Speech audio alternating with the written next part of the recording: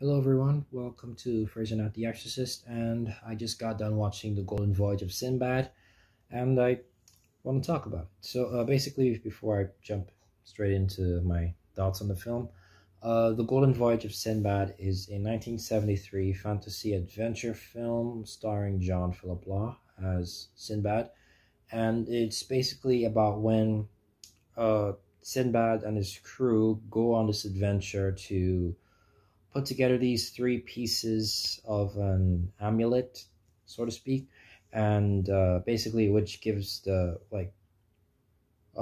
whoever delivers the fully pieced together amulet to this fountain of destiny that is called, it will give whoever throws it in like untold riches and uh, you know forever youth and shield of darkness and stuff like that, right? So that's the basic plot of the film. And I've been meaning to talk about this one for a little bit, but it took a while for me to finish it. Well, the movie's not long; it's like exactly an hour 45 minutes. So yeah, let's just jump right in. So basically, the movie is really good. Actually, it's actually really good. Just to get it right out of the way before I start praising it. The movie it's really a product of its time. All right, this is back in the era when once it came to characters of other races. Like this is based on the Arabian Nights tales of Sinbad and stuff like that. Like a thousand and one nights or something like that. I think it's called. But basically with those tales, which basically, well, mostly stemmed from folk tales and legends from Middle Eastern. It's middle. I'm pretty sure. Yeah, it's pretty sure it's Middle Eastern folk tales and stuff, right? Which would of course make the characters Middle Eastern. And while these characters are Middle Eastern, the actors playing them are not. They're mostly English and American actors who do a very convincing job of playing Middle Eastern characters. Of course, with the accents and stuff. But that's not to excuse anything. Of course, it's wrong to do. Well, they're not exactly in.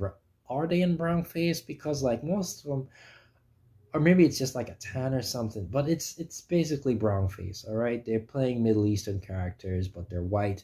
But they just to you know but that's honestly that's just the way how things were back then. It's wrong, but it just is what it is. But yeah, the entire cast do a really great job, especially since they do a lot of acting alongside special effects.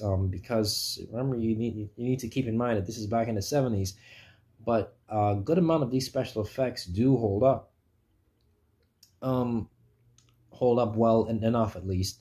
And just a fun fact, like this won the first Saturn Award for Best Fantasy Film, right? And as honestly mostly remembered because of its special effects, which has aged gracefully for the most part.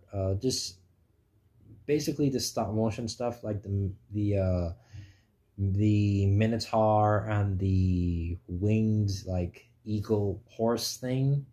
It's like those still look really really good. Just anything stop motion, and of course that's thanks to Ray Harryhausen, or or RIP of course, Ray Harryhausen. I don't know how you pronounce his name. All right, but he's the guy who did a bunch of the some of the best special effects, practical special effects, like designs and stuff back in the day. So yeah, that's all his work, and he does an amazing job here. Because like those still are like really amazing spectacles, even to this day to my modern eyes. So yeah, this and honestly, it's the Golden Voyage of Sinbad is just basically a straightforward swashbuckling, sword and sandal, although they're wearing boots. Just straight up old school fantasy film like they did back in the something was really prominent in the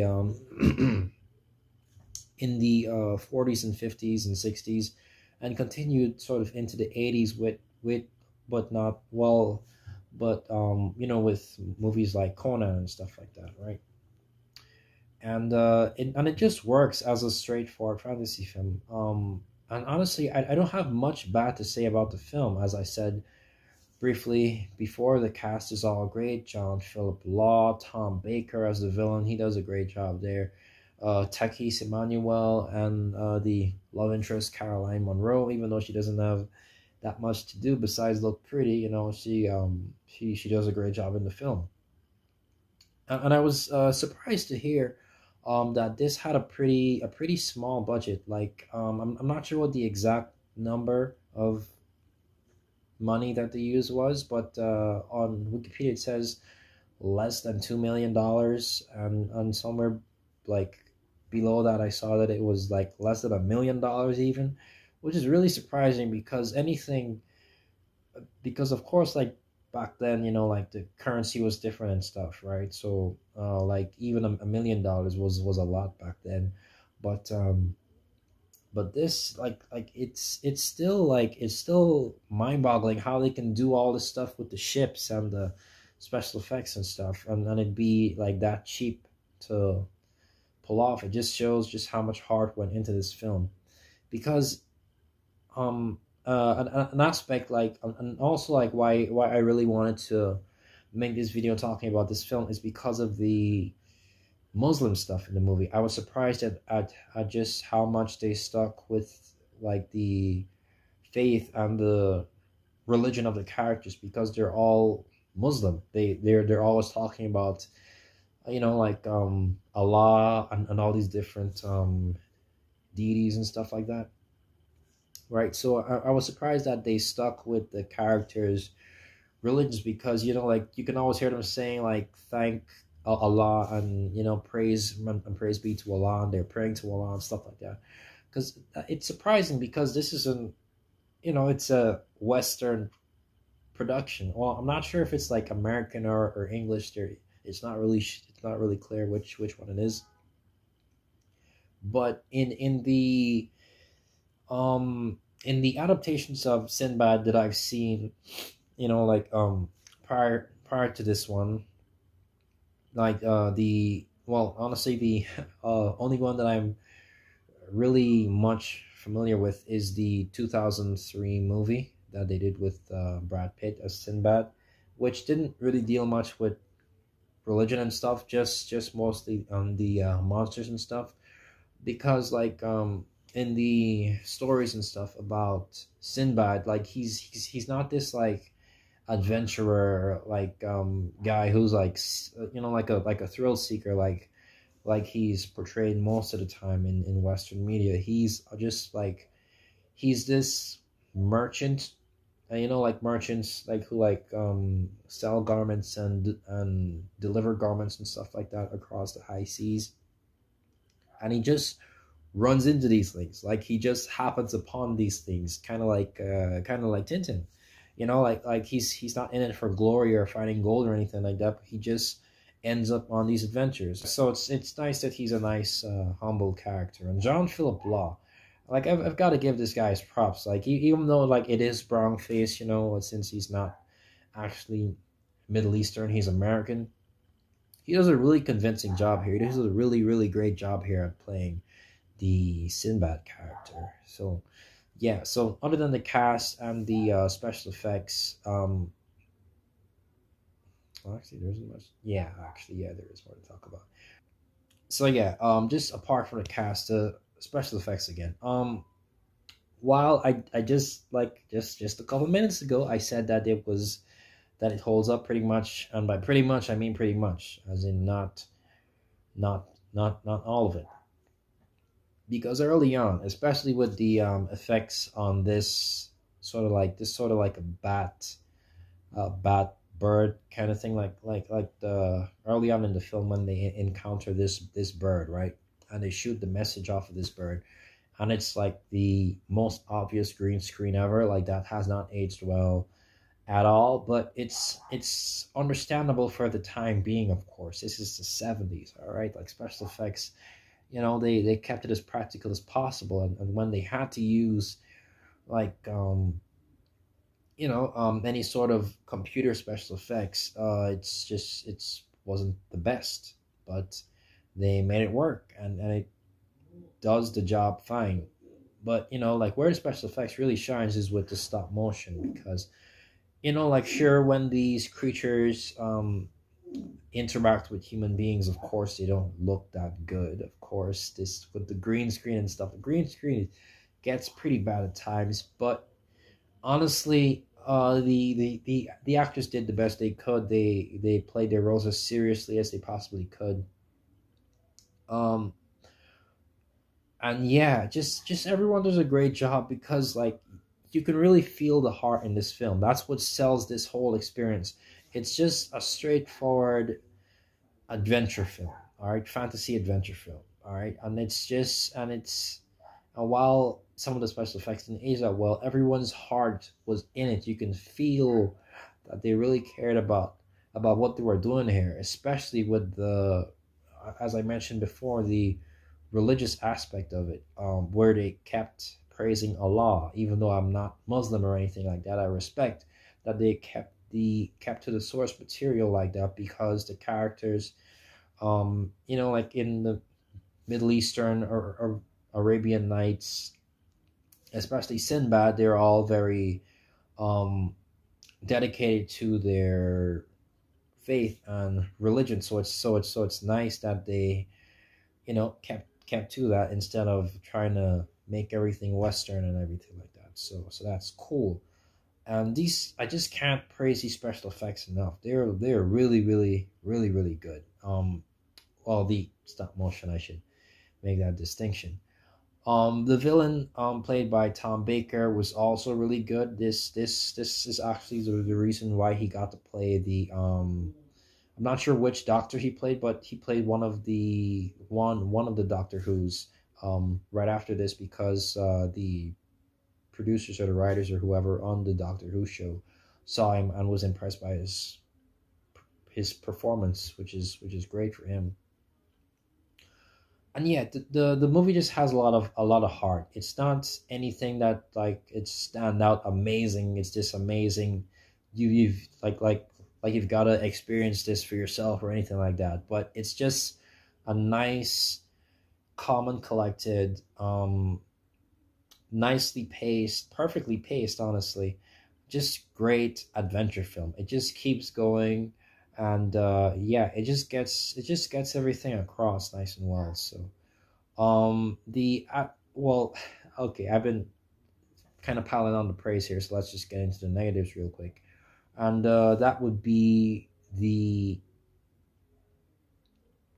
cheesiness and the sort of like old school, like just, well, not old school, because it does kind of, it's just stupid. The like just times when the film is stupid, and it just decides to not make conflict, I mean, well, yeah, like conflict makes sense. They just kind of do it because, I mean, they just kind of make this thing happen because it has to happen in order for the plot to go on and for the good guys to win.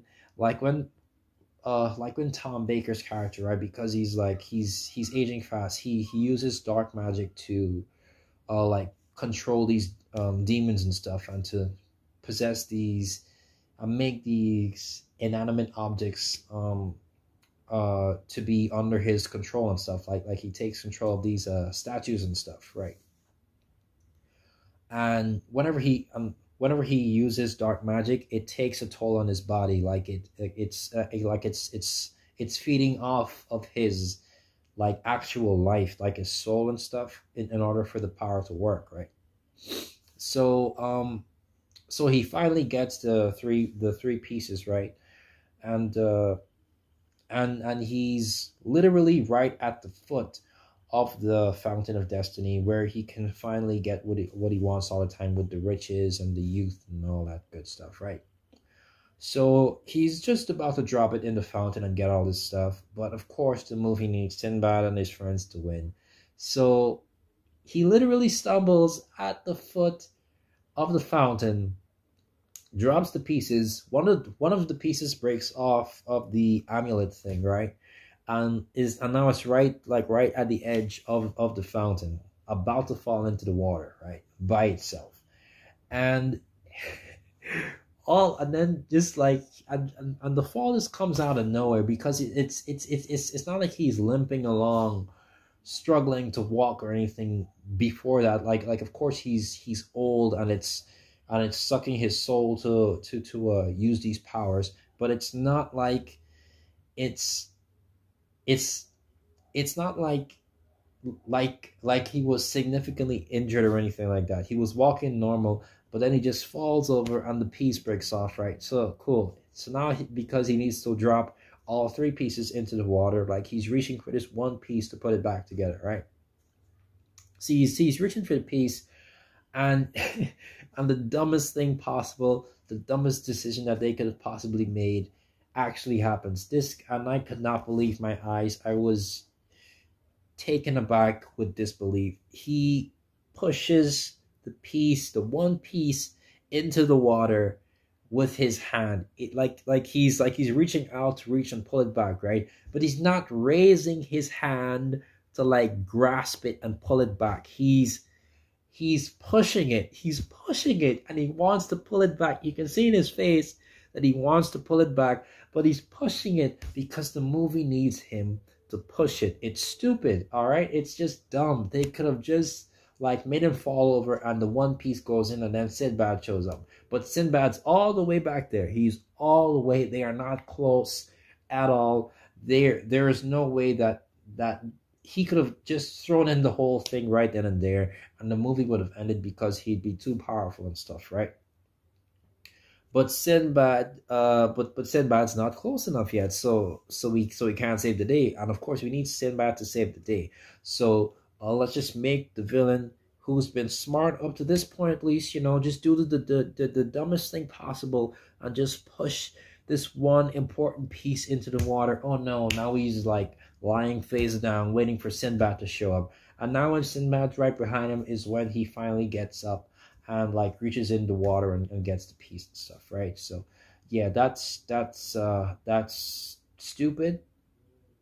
Of course it's stupid, all right? It's stupid, and it's standout stupid, all right? Because it's the one time in the movie where it's this stupid. I'm not sure if there's any other significantly stupid parts in the film, but I mean, like, yeah, there's like a couple. Yeah, but they're like understandably stupid moments, right? But this one scene kind of pushed me over the edge where it's like, all right, this like you're going great so far. You just didn't have to make it this stupid, all right? You just didn't have to do this stupid thing. But that does not ruin the film for me. So yeah, overall this is a really great swashbuckling fantasy adventure film. As I said, the whole cast does a great job. The effects, although dated, do hold up for the most part, especially since most of it is stop motion. It does hold up, and yeah, it's really, it's really nice seeing special. Practical effects. It is really good seeing practical effects. I love seeing practical effects. So this movie, all right. If you like practical effects, if you like fantasy films, if you like old school, straightforward adventure films, I definitely recommend The Golden Voyage of Sinbad. It is an oldie but a goodie. It is really good. So yeah, I cannot recommend this enough, honestly. I had a really great time watching it. And I might check out the other Sinbad films as well. They're not exactly made with the same people, because it's just like trilogy of Sinbad films made with I think it's Columbia or something. Like they made one in the 50s, then two in the 70s. This one came out in 73. I think the last one came out in 77 or something like that. But yeah, that's not important. So yeah, I had a really great time watching the film. The cast and everything is cool. If not for that one stupid moment, I could have you know, would have liked it a lot more. But yeah, that happened, but it did not ruin the film for me at all. So I really really love this film. Um, Overall, I give it about you know, I just don't feel like rating this one. It's because it's just a good film, honestly. So yeah, if you like straightforward adventure films, definitely give this one a look. Other than that, I think that's about it. So I'll be going. This has been First and Not the Exorcist. I would definitely recommend that you watch The Golden Voyage of Sinbad. I know this video has been all over the place, but I'm too lazy to write a script, so this is just gonna have to be what it is. And yeah, thank you for watching. Don't forget to like, share, comment, subscribe, and hit the notification bell to know when I upload next. This has been First and Not the Exorcist, and I'll see you all next time. God bless.